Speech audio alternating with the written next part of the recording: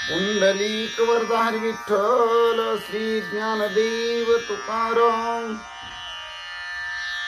पंढरीनाथ भगवान की जय, गोपाल कृष्ण भगवान की जय, प्रभु रामचंद्र भगवान की जय, श्री राम भक्त हनुमान की जय, श्री गुरुदेव दत्त वासुदेव हरि जय जय, श्री रघुवीर समर्थ करता एकची श्री रघुनंदन।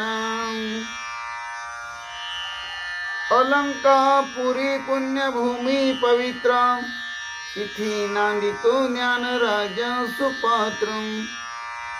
तया आठविता महापुण्यराशी, नमस्कार माझा श्री सद्गुरु ज्ञानेश्वरासी। जयति सिंदूर वदनो देवो यत्पाद पंकज स्मरणं वासर्मणि दैवतं सरसी नाशयति विघ्नं। या कुंदेन्दु तुषारहार धवला, या शुभ्रवस्त्रावृता, या विनवरदंड मंडित करा, या श्वेत पद्मासना, या ब्रह्माच्युत शंकरा प्रभृति वीरदेवी सदा वंदिता। समपतु सरस्वती भगवती निशीष जाड्यापहं। मूकं करोति वाचालं पंगुलंघयते गिरिं, यत् कृपातमहं वन्दे परमानंद माधवं। नारायण नमस्कृत्य नरचैव नरोत्तमं, देवी सरस्वती व्यासं ततो जयमुदीरयेतं। वसुदेव सूतं कंसचाणूरमर्दनं, देवकी परमानंदं कृष्णं वंदे जगद्गुरु। ज्या नामी पृथ्वी समुद्रली ते नाम माझे वाच्यास, या रूपी सागर प्रसवले ते रूप माझे ध्यानी असो। ज्या पादे फणिकालिया स्पर्शिला, ती पाय माझे भाळी असो। ज्या हस्ते गिरी गोवर्धन पर्वत उचलिला, ते हस्त माझे माते असो। ओम कृष्णाय वसुदेवाय हरि परमात्मा, मने प्राण क्लेश नाशाय गोविंदा तुझ शरणं।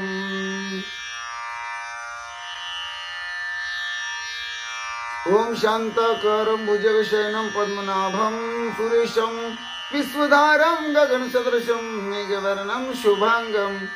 लक्ष्मीकान्तं कमलनयनं योगविद्यार्थगम्यं, वन्दे विष्णुभवभयार सर्वलोकैकनाथं। गुरुर्ब्रह्मा गुरुर्विष्णु गुरुर्देवो महेश्वरा, गुरु साक्षात् परब्रह्म तस्मै श्री गुरुवे नमः।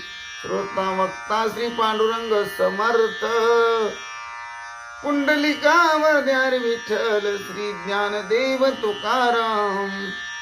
पंढरीनाथ भगवान की जय, गोपाल कृष्ण भगवान की जय, प्रभु रामचंद्र भगवान की जय, श्री राम भक्त हनुमान की जय, श्री गुरुदेव दत्त वासुदेव हरि जय जय, श्री रघुवीर समर्थम।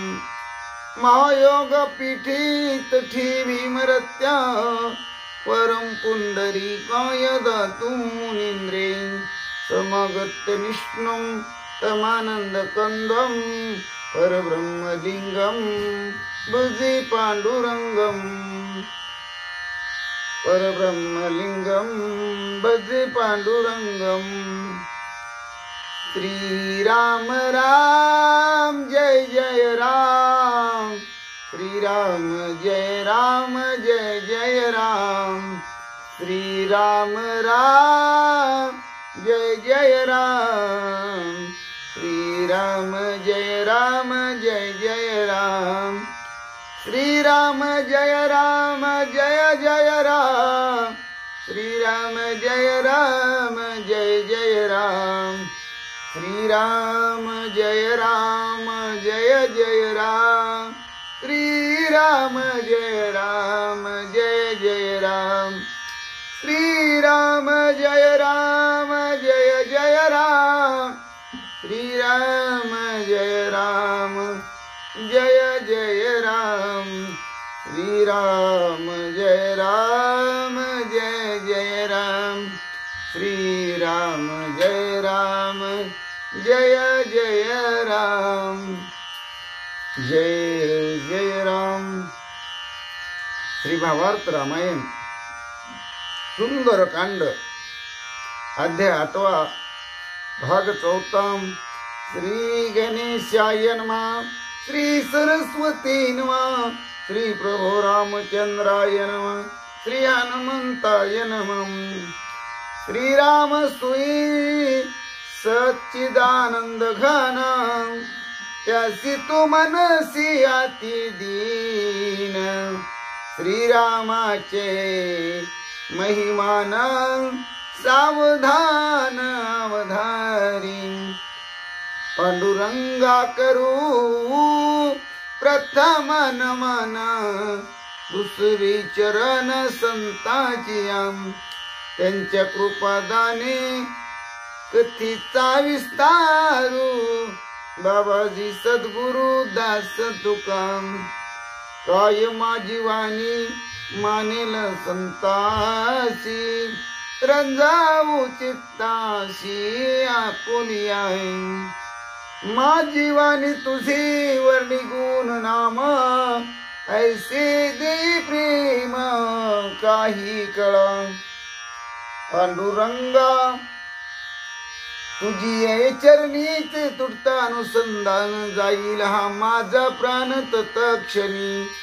कळले हे तैसे गाईन मी तुझ जनासवे काज काय माझे करीन मी स्तुती आपुले आवडी जैसे वाटे गोडी माझ्या जीवा।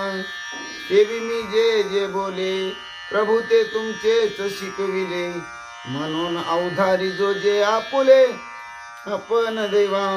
ब्रह्मस्वरूप श्रोते हो ईश्वर स्वरूप माझ्या मात्या पित्या हो। श्री भावार्थ रामायणातील सुंदर कांडातील 8व्या अध्यायाच्या भाग 4 सेवेला सुरुवात करणे अगोदर गणपती रायाला साष्टांग नमन करून सरस्वती मातेला वंदन करून प्रभू रामरायांच्या चरणाशी नतमस्तक होऊन देव बाप्पा हनुमंतरायांच्या चरणावरती साष्टांग दंडवत घालून आमचे गुरुवर्य आदरणीय परमपूज्य हरिभक्ती परायण श्री सुधाकर आनंद बुवा इंगळे महाराज सोलापूर यांच्या चरणाशी प्रणिपात करून सेवेला प्रारंभ। रामायणाची कवी करते शांतीब्रह्म एकनाथ महाराज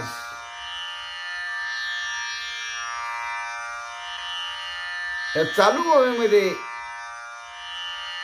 भगवंताच्या नामाचा महिमा सांगत आहे। भगवान प्रभू रामराया हे सोये सत चित आनंद घन आहेत। सत म्हणजे सत्य साच खरे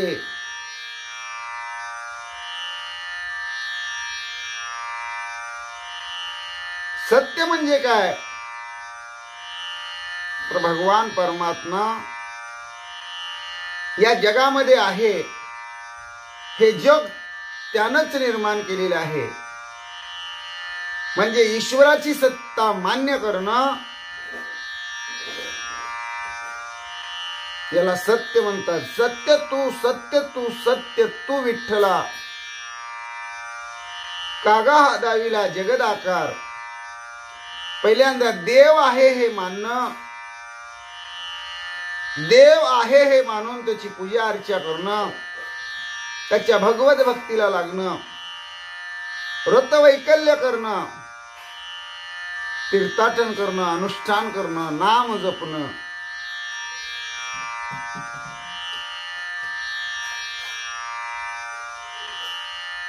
चिद म्हणजे चैतन्य घन तो भगवान परमात्मा सकळांच्या अंतरी नारायण सगळ्यांच्याच अंतकरणामध्ये आहे। पशु पक्ष्यामध्ये तो आहे झाडा झुडपामध्ये आहे दगड गोट्यामध्ये आहे अणु रेणूमध्ये आहे अणु रेणू या तोकडा तुका आकाश आहे वडा। असं चित चैतन्य घन आणि भगवान परमात्मा कसं आहे सत आहे चिद आहे आणि आनंद स्वरूप आहे. सुखरूप ऐसे तुझे कोण सांगा माझ्या पांडुरंगा सारिखीत. सर्व सुखाचा आगर बाप रखमा देवीवर. सर्व सुख एची ठाई बहु पायी संताची. भगवान परमात्मा सर्वांना सुख शांती समाधान आनंद स्वानंद ब्रह्मानंद परमानंद ह्या गोष्टींची अनुभूती देतो. स्वानंदाचा कंद असणारा भगवान परमात्मा आहे. म्हणून स्वतः श्रीराम स्वये सतचित आनंद घन आहे. त्याला तू राजा रावणा अति दीन म्हणतो, बापुडा म्हणतो. श्रीरामाचा मोठेपणा अजून तू ऐकलेला नाहीस. श्रीरामाचं मोठेपण तुला सांगते, तू ऐक. असं राजा रावणाला सीतामाऊली बोलते. श्रीराम नाम नित्य स्मरणी शिववंदित पायवनी. ब्रह्मा घाली लोटांगणी दिवा शिरोमणी. श्रीराम श्रीरामाचं नित्य स्मरण कोण करतो तर कैलासनाथ पार्वतीपती शिवशंकर. तो श्रीरामाचा दास आहे. ब्रह्मदेव तर दररोज श्रीरामाच्या पायावर लोटांगण घालतो. देवांचाही देव, देवामध्ये असणारा शिरोमणी, जगाचं जगजीवन असणारं परब्रह्म श्रीराम आहे. माऊली बोलते. एकांती बैसोनी चंद्र चुडे नित्य श्रीराम नाम पढे. त्या ते निंदिजे तुवामुळे मरण रोकडे तुझाले. सीतामाऊली म्हणतात एकांतामध्ये बसून शिव शंभो भगवान परमात्मा हरीच्या नामाचा जप करतो, श्रीरामाचं नाम घेतो. आणि अशा श्रीरामाची निंदा राजा रावणा तू करतोस तर नक्की आता तुझं मरण आलेले, विनाशकाली विपरीत बुद्धी तुला आठवलेली आहे. म्हणूनच तू मूढमतीनं अक्कल नसल्यासारखं श्रीरामाची निंदा करतोस. जो जो श्रीरामाची निंदा करी शिव साक्षी पित्या ते मारी. आपुला स्वामी तुवा किला वैरी मूर्ख संसारी तू एक.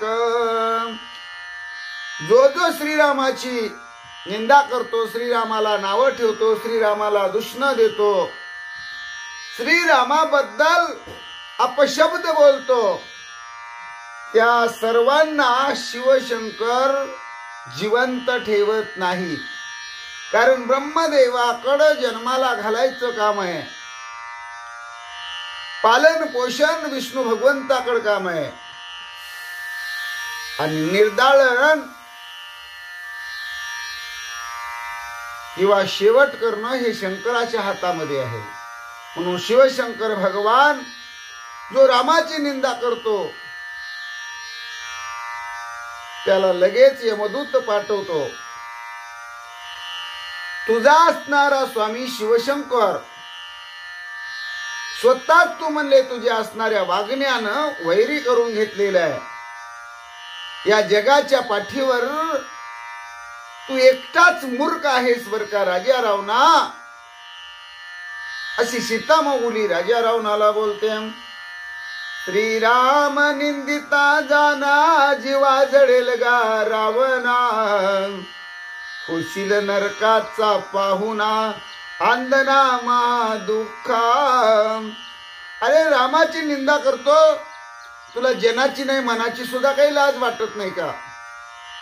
आणि जर तू तसाच धीटपणा आगावपणा करून श्रीरामाची निंदा करत असशील तर तुझी जीभ झडून जाईल. सीतामाऊली म्हणते तू नरकाचा पाहुणा होशील आणि महादुःखाचा घास बनशील. महादुःखे ओढवून घेशील. निंदिता देखो निरघुनंदन सीता झाली कोपायमान. रावणा तुझे भस्म करीन अर्धक्षण न लागता. रामाची निंदा रावण करतो.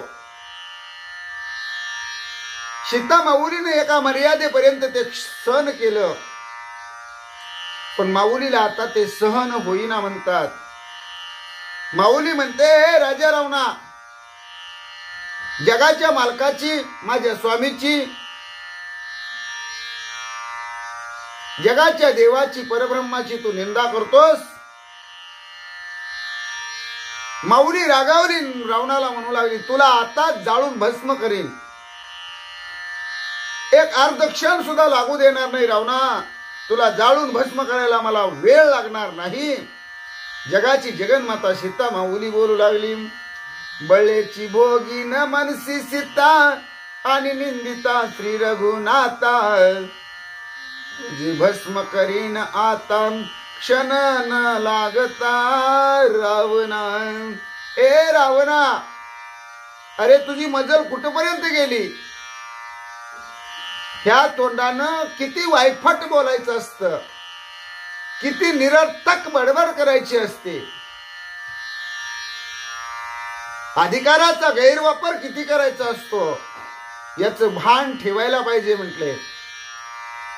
बळेच सीता तुला भोगीन म्हणतो. एवढी ताकद आहे का तुझ्यात. एवढं सामर्थ्य आहे का म्हणले. श्रीरामाची निंदा करतो. माझ्यावर जबरदस्तीची भाषा करतो. तुला एक क्षण सुद्धा लागू देणार नाही. एका क्षणात तुझं होत्याच नव्हतं करीन. तुला जाळून भस्म करीन. सीता माऊली बोलते परी आज्ञा समर्थ रघुनाथा लागली या त्याघाता. कोपन यावा सर्वता केवी लंकनाथा भस्म करू. मी तुला जाळून मारेन. एक क्षण सुद्धा लागू देणार नाही रावणा. पण आमच्या प्रभूंची आमच्या रामाची आपल्या देवाची शिकवण आहे म्हणते. किती जरी राग आला तरी रागाला आवर घालायला शिकलं पाहिजे. संयम ठेवायला शिकलं पाहिजे. जरी एखादा मोठा आघात जरी आपल्यावर झाला तरी आपल्याला राग येता कामा नये. त्यामुळं राजा रावणा मी आवर्त घेतलेला आहे म्हणून तू जिवंत आहेस. रामाची शिकवण असताना तुला कसं मारू. राजा रावणाला सीता माऊली बोलते आगा येता क्रोध संग अंगा येता क्रोध संग अपवित्र होय सर्व अंग. ब्रह्मचर्या होय भंग तपा संवार होय क्रोधे.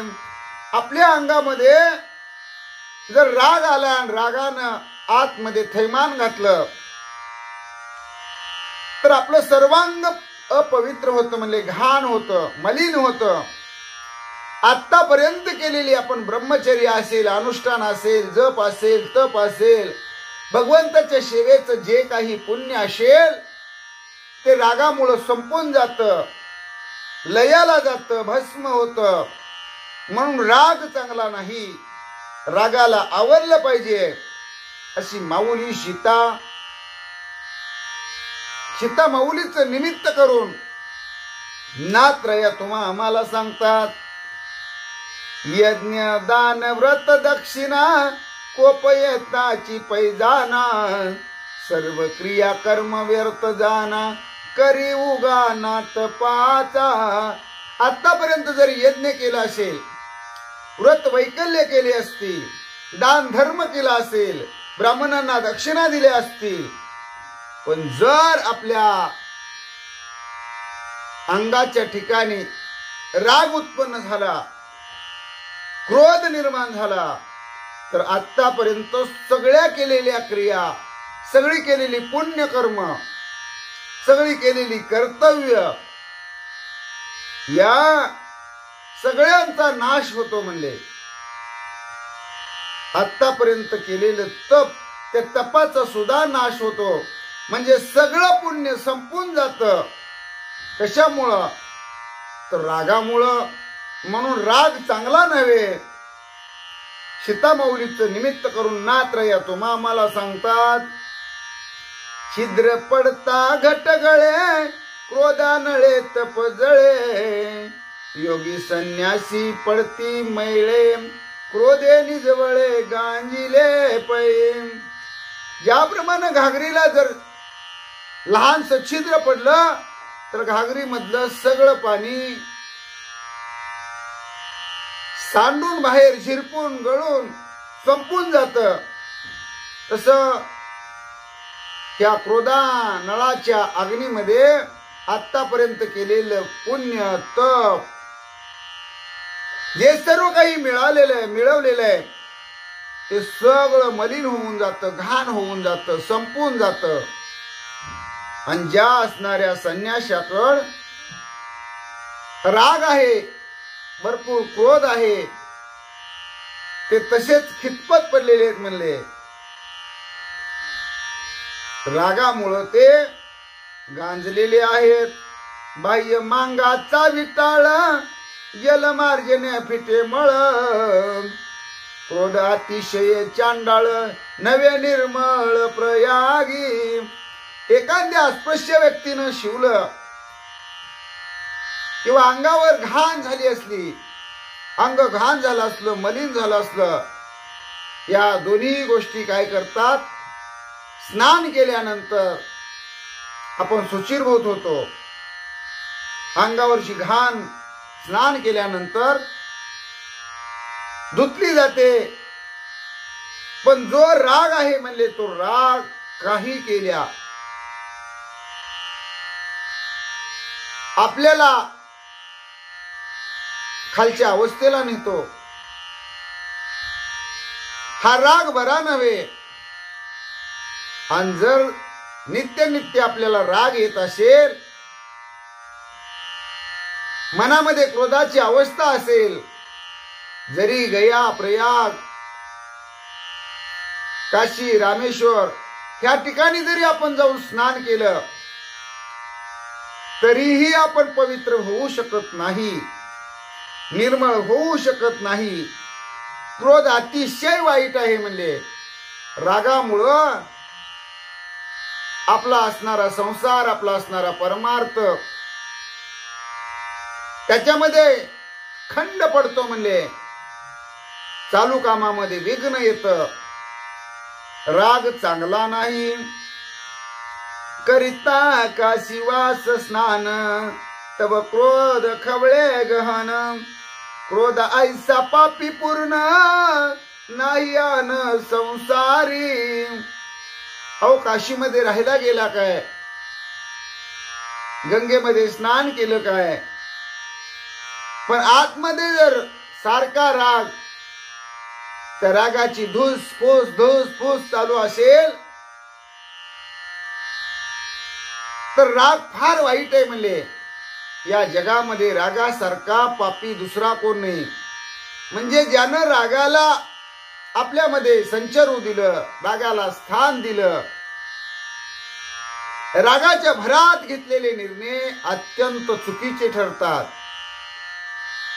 आणि मग अशी एक वेळ येते, मोरा गेले तुझे पाय, आता रडून उपयोग काय? एकदा गेलेली वेळ परत येत नाही. एकदा झालेली हानी रागामुळं परत पुन्हा कधीच भरून येत नाही. म्हणून विचार करून बोलावं, विचार करून पाऊल टाकावा. आणि रागाला आपल्या अंगसंगामध्ये, आपल्या संगतीमध्ये त्याला थारा देऊ नये. राग दूर झटकावा. काम क्रोध लोभ जाणे, हे नरकाचे पाहुणे, तिने ते यावे आपणे आज्ञा संपूर्ण रामाची. क्रोध तर कशामुळे येतो म्हणले? आपल्यामध्ये ज्यावेळेस काम निर्माण होतो, म्हणजे एखादी गोष्ट आपल्याला हवी आहे, एखादा पदार्थ आपल्याला पाहिजे, एखाद्या गोष्टीची गरज आहे, ती गोष्ट आपल्याला आवडते आणि अशी ज्या वेळेस आपली अवस्था होते त्यावेळेस आपल्याला ती गोष्ट मिळवावी वाटते, मिळावी वाटते, मिळण्यासाठी वाटेल ते करावं वाटतं. ती गोष्ट जर मिळत नसेल तर मध्ये कुणीही आलं, मध्ये कसलाही अडथळा आला तर तो अडथळा दूर करण्यासाठी आपण अटीतटीचे प्रयत्न करतो.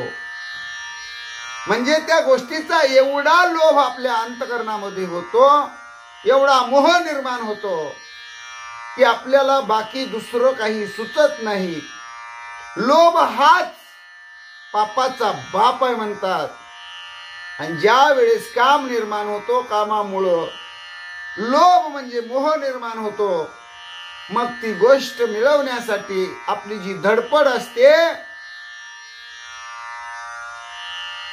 त्या धडपडीतून जी प्रतिकूल अशा प्रकारची मनाची अवस्था निर्माण होते, आपल्या मनाची आगपाकड होते आणि एक भावना अशी होते की प्रत्येकाबद्दल प्रतिकूल परिस्थिती निर्माण होते मनामध्ये. त्यालाच राग म्हणतात. आणि श्रीरामांनी सांगितलेले काम, क्रोध, लोभ हे तिन्ही नरकाकडे नेणारी आपल्याची अधोगती करणारी पाहुणी मंडळी आहेत. मग आपण असू द्या, आपले असू द्या, जवळचे असू द्या, ज्यांच्याकडे राग आहे, जे रागाला वेळीच आवर घालू शकत नाही, संयम शांतता ठेवायला कमी पडतात, त्यांना नक्की नक्की नरकाला जावं लागतं. परंतु आमच्या रामाची आज्ञा आहे की ह्या काम, क्रोध आणि लोभाला कधीही जवळ करायचं नाही.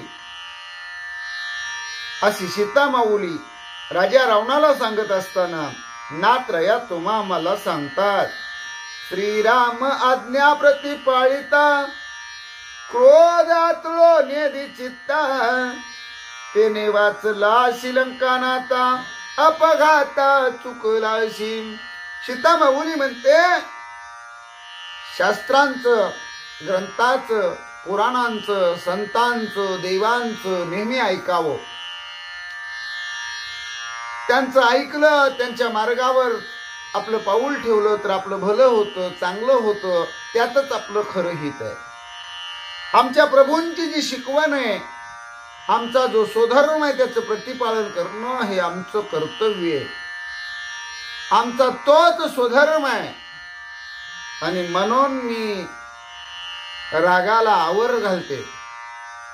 नाहीतर मी जर तुझ्यावर राग दाखवला तर तुला जाळून भस्म करायला वेळ लागणार नाही. पण रामाची शिकवण असल्यामुळं मी राग राग तुला मारत नाही. म्हणून तू वाचलास लंका नाता. तुझ्या जीवनात हा फार मोठा अपघात होता, पण या अपघातातून तू बचावलास राजा रावणा. सीता माता बोलते, आता मी वाचलो तत्वता, ऐसे न मानी लंका नाता, करील श्रीराम तुझ्या घाता, हेही कथा अवधारी. सीता माऊली पुढे म्हणतात, रावणा तुला वाटत असेल आता सीता काही राग आणत नाही, आपल्याला काही जाळून भस्म करत नाही. आपण किती जरी काही जरी बोललो, वाईट वंगाळ बोललो, रामाची निंदा केली, रामाला नावं ठेवली, रामाला दुष्ण दिली, अतिहीन दीन म्हटलो, तरी सीता आपल्याला काही करत नाही. आपण आता वाचलो, आपलं मरण येत नाही या भ्रमात तू राजा रावणा अजिबात राहू नको म्हणले. तुझा नंबर कुणाच्या हातनं लागणार आहे माहितीये का म्हणले? श्रीरामाच्या बाणाच्या हातनं. म्हणजे श्रीराम ज्यावेळेस बाण सोडतील त्यावेळेस दशकंठा हे 10 तोंडाच्या राजा रावणा तुझं मरण रोखड आलेलं असेल म्हणले, आणि तुझा घात श्रीराम प्रभू करतील ही कथा तू ऐक म्हणले राजा रावणा. श्रीराम धनुष्याचा ध्वनी पडताच लंका भुवनी, राक्षस पडती मूर्छा पन्नी त्रिकोट खचोनी पडे धाके. अरे श्रीरामांनी जर बाण सुटला आणि तो बाण जर सुसू सुसू करत लंकेच्या दिशेनं आला तर लंकेतले सगळे राक्षस नुसत्या बाणाच्या आवाजाला घाबरून मरून पडतील, कोणीही वाचणार नाही म्हणले. आणि तो बाण राजा रावणा तुला लागला, तुझ्या नरडीचा घोट घेतल्याशिवाय रामाचा बाण त्याचं कर्म केल्याशिवाय थांबणार नाही. लंकेचं त्रिकूट आहे ना म्हणले, रामाच्या बाणानं ढासळून पडेल, सगळे राक्षस बेशुद्ध होऊन मूर्छापन्न पडतील, अशी ख्याती लंका भुवनामध्ये रामाचा बाण लावेल. हे लक्षात घे राजा रावणा. तू लय हुरळून जाऊ नको, भ्रमात राहू नको. सीता माऊली बोलतात, पायी उतरोनी अपांपती शर ऋषी संपाती, वीरे वीर पडती क्षिती अश्वगजरती समवेत. हा समुद्र ओलांडून रामराया नक्की लंकेमध्ये येतील. नुसते रामराया लंकेमध्ये येतील नाही तर त्यांचा असणारा भाता, त्यांचा असणारं धनुष्य आणि त्यांच्या बरोबर असणारी सैन्य सेना ज्यावेळी तुझ्या सेनेवर, तुझ्या हत्ती दळावर, तुझ्या रथ दळावर, तुझ्या घोड दळावर, तुझ्या पाय दळावर म्हणजे चतुरंग सेनेवर तुटून पडतील, त्यावेळी सगळे वीर जमिनीवर धारा तीर्थी पडतील. सगळे हसणाऱ्या म्हणले धरती मातेला रक्ताचा मळवट भरल्यासारखी अवस्था होईल. राजा रावणा, हे तू लक्षात घे. इंद्रजित लक्ष्मणाचा भाग जाण, तो निकुंभळे घालील खान, मेघनादाचा घेईल प्राण, शस्त्रे दारुण वर्षोनी. इंद्रजित लक्ष्मणाचा भाग जाण, तो निकुंभळे घालील खान, मेघनादाचा घेईल प्राण, शस्त्रे दारुण वर्षोनी. अरे रावणा, तुझा नंबर, कुंभकर्णाचा नंबर रामाच्या हातनं लागणार आहे. जो तुझा असणारा म्हणले इंद्रजित आहे ना, शूरवीर पराक्रमी ज्याला तू समजतो, त्याला निकुंभळेच्या ठिकाणी लक्ष्मण दादा आमचा मारणार आहे म्हणले. याला सौमित्र हे नाव आहे, त्याच्या हातून इंद्रजिताचं मरण आहे म्हणले. रावणा, सोये विंदोनिया बाण, बाणी फोडील कुंभकर्ण, रावणा तुझा घेईल प्राण, अर्धक्षण न लागता. तो तुझा अजान भाऊ कुंभकर्ण आहे ना, त्या कुंभकर्णाला रामप्रभू म्हणले उभे चिरतील म्हणले, एका बाणानं संपवून टाकतील. आणि कुंभकर्णानंतर रावणा तुझा नंबर आहे रामाच्या बाणाच्या हातून म्हणले. रामाला मारायला तुला अर्धक्षण सुद्धा लागणार नाही. मोठ्या घमेंडेमध्ये राजा रावणा तू राहू नको. तुझा गर्वाचा फुगारा रामराया फोडल्याशिवाय राहणार नाहीत. तुझी घमेंड जिरवल्याशिवाय रामराया राहणार नाहीत. अशा प्रकारे सीता माऊली राजा रावणाला बोलते, जेवी थिल्लरी अल्प जळ, रवी शोषितान लगे वेळ, तेवी श्रीरामाचे बाण प्रबळ, प्राण तत्काळ घेतील. अरे एखाद्या डबक्यामध्ये जर किरकोळ छोटस थोडस पाणी असलं, सूर्यनारायण बाप्पा उगवल्यानंतर त्याला ते शोषून गेला फार वेळ लागतो का? सूर्यनारायण बाप्पा तत्काळ ते पाणी शोषून घेऊन आटवून टाकतो. तसं म्हणले श्रीरामाचा बाण एकदा जर सुटला, तुझ्या दिशेनं आला, तुझं काम झालं म्हणून समज. तुझा प्राण गेला, तू मेलाच म्हणले रावणा, तू आता जिवंत राहणार नाही. सीता माऊली राजा रावणाला परखड शब्दात त्याच्या समोर त्याच्या तोंडावर बोलते. राजया उन्माद कामासक्ती, तेही काम अर्ज अधर्म रतीम. त्याची राष्ट्रे पुरे नासती, राज्य संपत्ती समवेत. राजया उन्माद कामासक्ती, तोही काम अधर्म रती. त्याची राष्ट्रे पुरे नासती, राज्य संपत्ती समवेत. हे राजा रावणा, तू लंकेचा राजा आहेस म्हणले. राजाला एवढी मस्ती कशाला पाहिजे म्हणले. राजाला माज यायला नकोय म्हणले, उन्माद यायला नकोय म्हणले. आणि त्यात पुन्हा त्याला कामवासना तर व्हायला नकोय. बर कामवासना होऊ दे म्हणले, पण ती काहीतरी स्वधर्माला धरून असावी.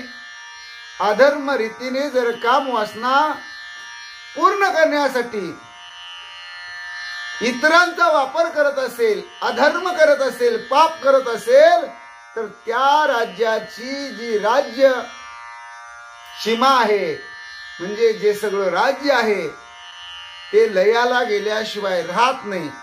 मग त्याच्याकडे कितीही धनसंपत्ती असू दे, कितीही श्रीमंत राजा असू दे, कितीही नोकर चाकर असू दे, किती मोठं वैभव असू दे, हे सगळं एक दिवस नाश पावतो राजा. त्याच्या अंगातली मस्ती त्याला कारणीभूत असते. म्हणून मनुष्यानं आपल्या स्वधर्मानं वागावं, आपल्या चाकोरीनं चालावं.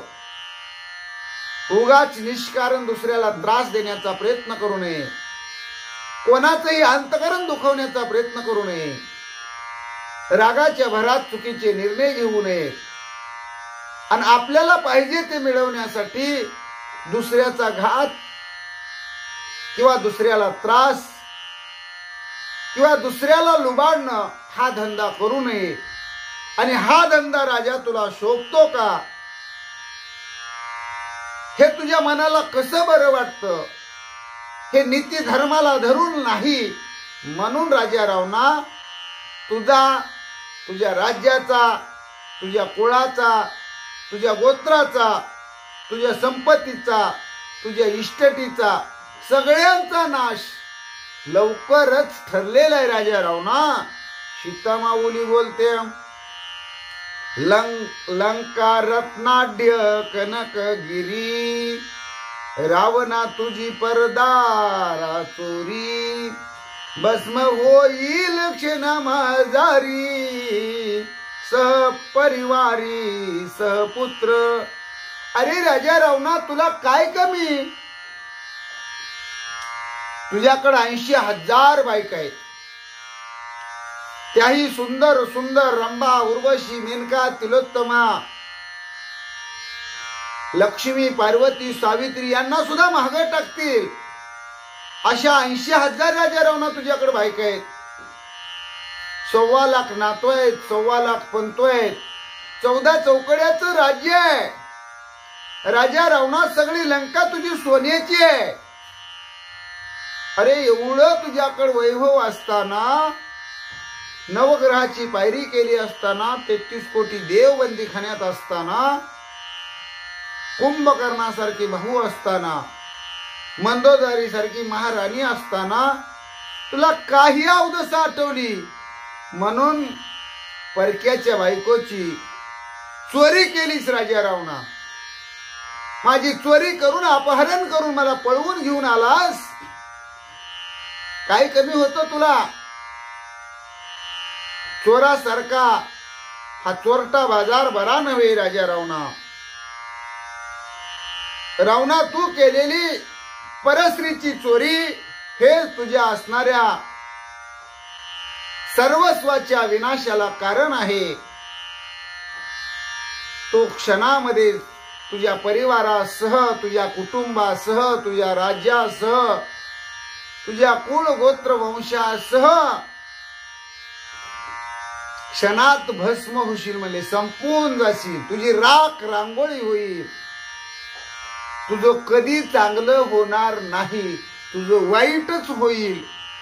अशा प्रकारे सीतामाऊली राजा रावणाला बोलतात. पुंडलिक वरदार विठ्ठल श्री ज्ञानदेव तुकाराम, पंढरीनाथ भगवान की जय, गोपाल कृष्ण भगवान की जय, प्रभु श्री राम भगवान की जय, श्री राम भक्त हनुमान की जय, श्री गुरुदेव दत्त वासुदेव हरि, जय जय श्री रघुवीर समर्थम, जय जय श्री रघुवीर समर्थ, करता एकची श्री रघुनंदन, जय श्री राम, जय जय श्री राम, श्री राम जय राम, जय जय राम.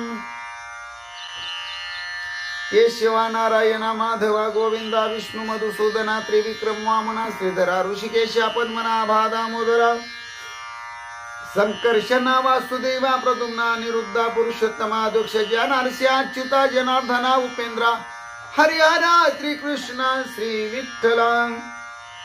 केशवा नारायण माधवा गोविंदा विष्णू मधुसूदना त्रिविक्रम वामना श्रीधरा ऋषिकेशा पद्मनाभा दामोदरा संकर्षणा वासुदेवा प्रद्युम्ना निरुद्धा पुरुषोत्तमा दक्ष ज्ञानार्षा अच्युता जनार्दना उपेंद्र हरिहरा श्रीकृष्ण श्री विठ्ठला पांडुरंग. केशवा नारायण माधवा गोविंदा विष्णु मधुसूदना त्रिविक्रम वामना श्रीधरा ऋषिकेशा पद्मनाभा दामोदरा संकर्षणा वासुदेवा प्रद्युम्ना निरुद्धा पुरुषोत्तमा दक्ष ज्ञानार्षा अच्युता जनार्दना उपेंद्र हरिहरा श्रीकृष्ण श्री विठ्ठला श्री पांडुरंग. विठ्ठल विठ्ठल विठ्ठल विठ्ठल विठ्ठल श्री विठ्ठल विठ्ठल विठ्ठल विठ्ठल विठ्ठल श्री विठ्ठल विठ्ठल विठ्ठल श्री विठ्ठल श्री विठ्ठल श्री विठ्ठल श्री विठ्ठल श्री विठ्ठल विठ्ठल विठ्ठल श्री विठ्ठल विठ्ठल विठ्ठल श्री विठ्ठल विठ्ठल विठ्ठल.